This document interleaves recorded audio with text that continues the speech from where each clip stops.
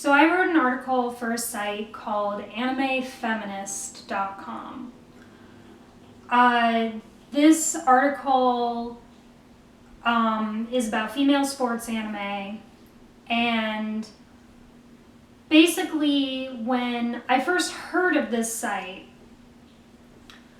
I thought that the name sounded really pretentious, and it was kind of obvious that it was being run by a group of people who all knew each other, but that this site also was going to gain a lot of traction pretty quickly. And it has almost like $500 on its Patreon so far, so I think that's an accurate assumption.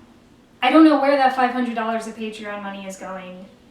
I know I didn't see any money at all, and I know it doesn't take that much money to run that caliber of a website. So my thought about this site was that I didn't really agree with the presentation. I knew that I did not agree with a lot of the opinions of some of the people running it, but it would be a good platform to elevate smaller voices on the subject of feminism and anime. And myself, being a pretty small-time blogger, saw an opportunity and took it.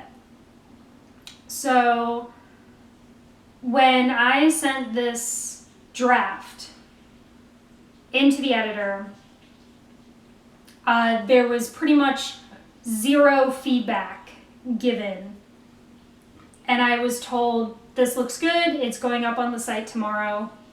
And the draft I sent had typos, and I didn't realize that that was going to be the process, because I'm not a total rookie to this. I've done guest posts on blogs, I write on Anime Herald, so I thought there would be at least a little bit of back and forth between me and the editor, but there wasn't.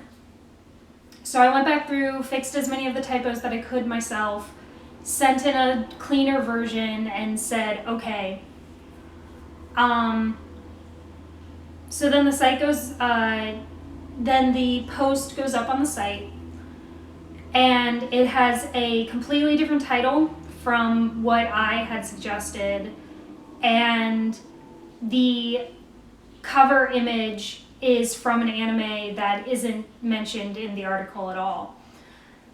So I emailed the editor and said, I wish you told me that you didn't like the title. We could have come up with something together. I didn't really care about the title change. I was just kind of taken aback by it. But I did care about the cover image. I thought it was misleading. I thought that the image should be from something that the article is actually talking about. And so I gave that feedback. And the editor said, I can't change the title, which was fine, but I can change the image. The reason I went with this image was because the only anime that I had access to that were mentioned in the article were Chihaya Furu and Free. And I didn't think those were relevant enough to screen cap on my own and put in the article. And I didn't want to just, Google and get some random screen cap from some non-legitimate source, which is pretty understandable. Except that if you look on AnimeFeminist.com, their top post about their Patreon has a watermark from Japanese TV broadcast on it. So someone at some point did just Google and find a random screen cap, and so that's obviously not a site-wide practice. But it was like, okay, whatever, I'll get the screen cap myself. send it to you. And the screen cap has now been changed, so that's good. But the weekend that I was sending these emails, I was at a convention. Specifically, I was working in the dealer's room, and so I was in the basement of a hotel pretty much all weekend without internet. And even just kind of over the weekend in general, I don't check my email that often.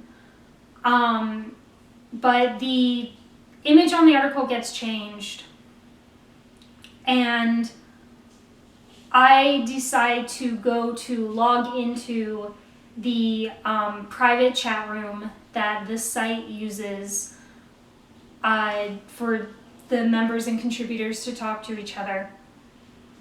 And I get a message that says my account has been disabled.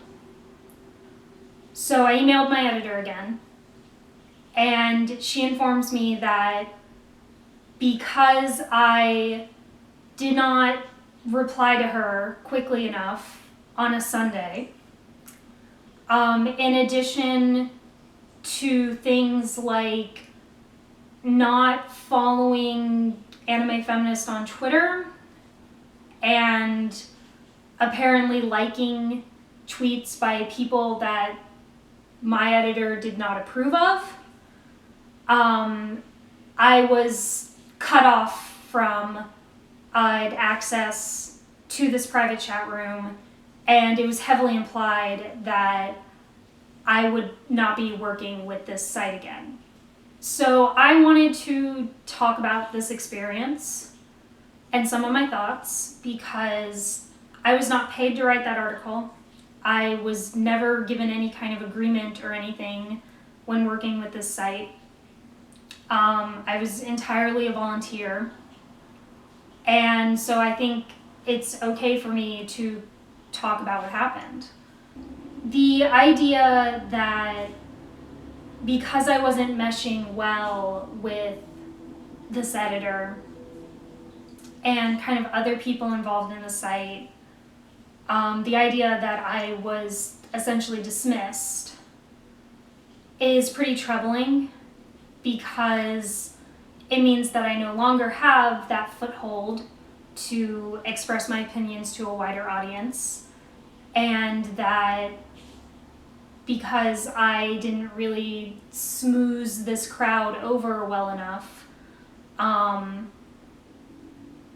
that means that my brand of opinions or my brand of feminism isn't allowed on the site called AnimeFeminism or AnimeFeminist.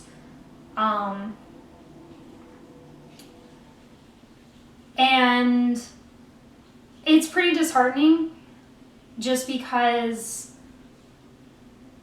it is very unfortunate for a feminist group to pick and choose what kind of people that they want to elevate, based on things like who they're following on Twitter. The message that I received,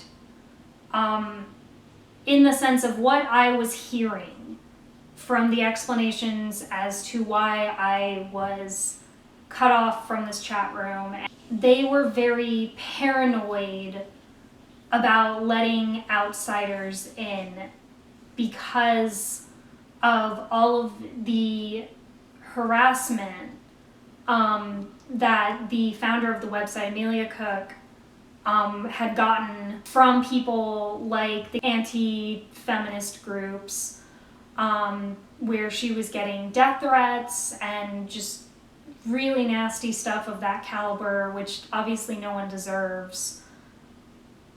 But unfortunately, in those people sending that harassment with the goal of kind of messing up the goals that this group is trying to achieve, they did succeed in instilling this type of paranoia that is now leading to the exclusion of certain feminists who don't have as loud of a voice or as popular as a platform to talk on.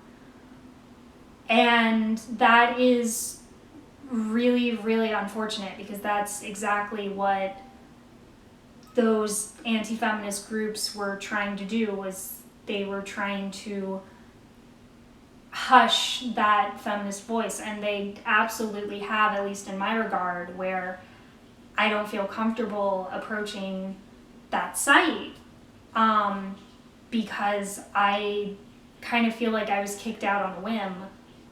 I don't know if I'm like allowed to work with that site again, especially after making a video like this. I don't know if I want to work with that site again, just because my experience with it was very negative. There were a lot of other things kind of behind the scenes that I didn't really touch on, where I didn't feel welcomed in the environment. The goal of feminism is to help people feel like they can be open and feel like they have an equal voice. And AnimeFeminist did not do that for me at all. I actually submitted a lot of ideas, and I actually submitted multiple articles to that editor. One article she just never acknowledged at all, so I have no idea what she thought about it. I don't think it's going to get put up on the site.